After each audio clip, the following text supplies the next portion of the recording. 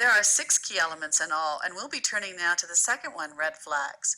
Steve, in everyday language, a red flag is a danger sign, something that road crews put up to warn you that there might be trouble ahead.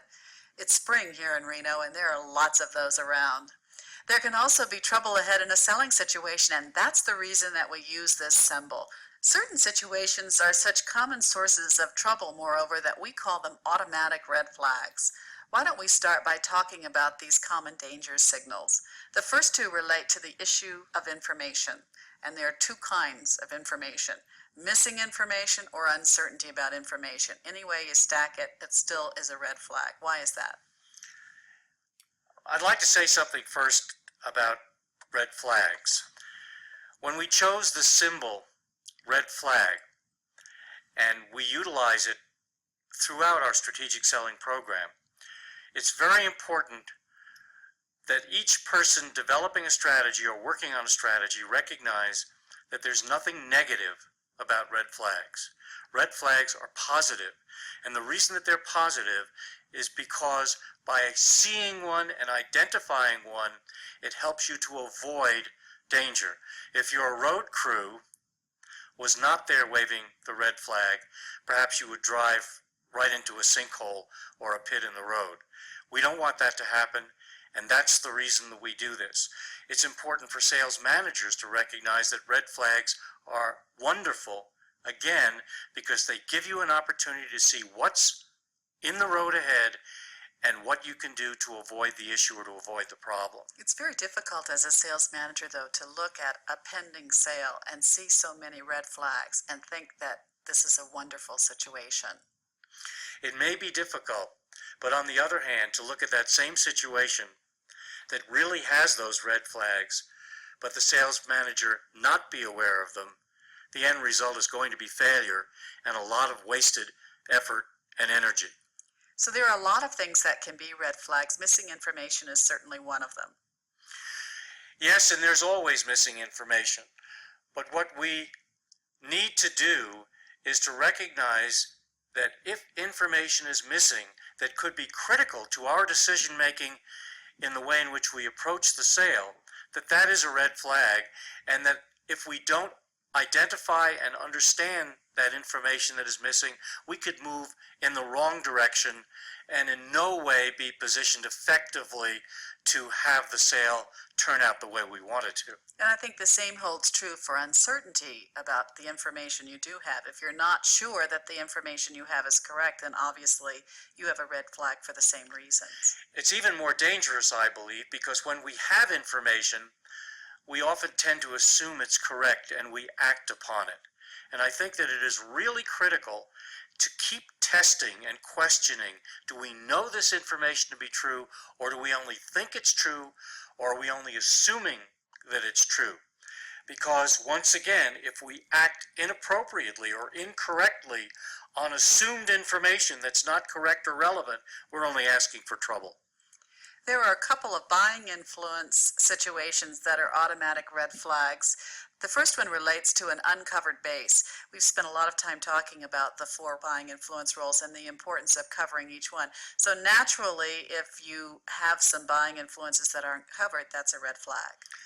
Yes, and if it is a rather large sale, for example, and you have identified only one user buying influence or one technical buying influence, then it probably means that there are multiple other buying influences that you have not identified, and therefore you've got a big red flag.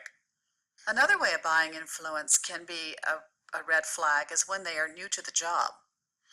And of course that is an automatic red flag, because where all of the other buying influences have time and knowledge invested in the decision process that's going on, the new buying influence coming into whatever role, technical, user, or particularly economic buying influence, knows nothing and may have other issues, other priorities, favor your competition, or any number of things that could negatively impact the end result that you're looking for.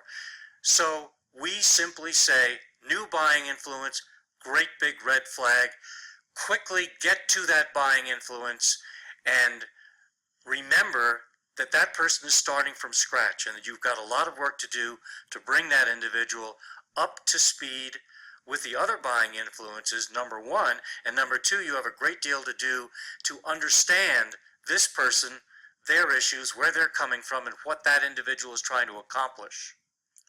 If a buying influence new to the job would be a red flag, sort of a medium-sized red flag, then a really gigantic red flag would be reorganization.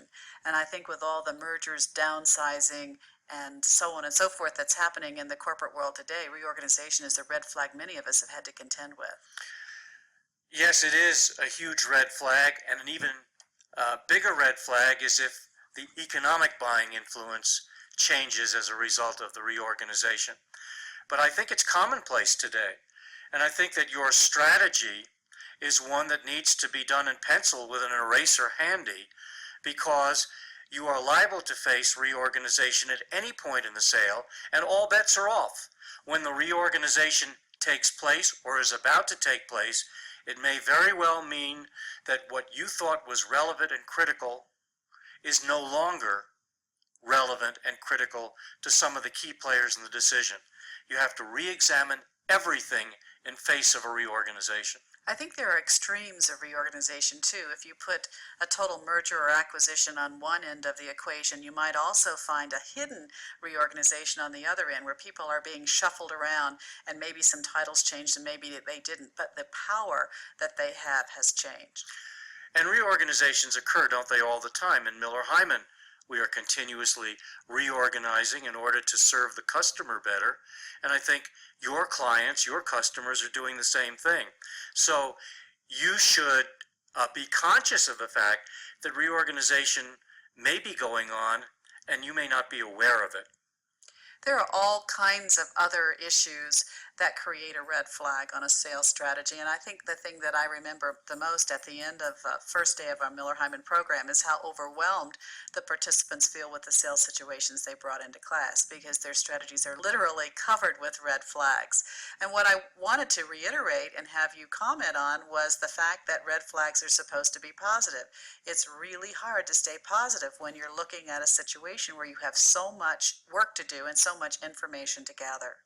I think that that's true, but it's also true that once the red flags have been identified, the experienced professional salesperson knows exactly what to do for each one. And maybe when you get finished looking at it, there are only a couple that we're not clear how to handle or what to do, we need some help with. But basically, it provides a lot of the input for the game plan, for the action plan. Once we have a red flag, we know it needs to be addressed. Therefore, we start coming up with ways in which to address it. And I think also that professional salespeople tend to feel good about knowing what to do instead of facing a great deal of uncertainty. The whole point of a sales strategy is to reduce uncertainties and move toward a predictable outcome, i.e. getting the order. You can do that by eliminating the problems that the red flags identify. In fact, that's my favorite chart in the entire program, is that a strong strategy leverages from strengths and reduces or eliminates red flags. We finished talking about the user buying influence, the technical buying influence, and the coach. We also discussed the fact that these buying influences may have varying degrees of influence within each single sales objective. We ended our discussion with the automatic red flags. They are critical information missing, uncertainty about information, and reorganization. Next, we'll talk about leverage from strength, response modes, and the concept of winning.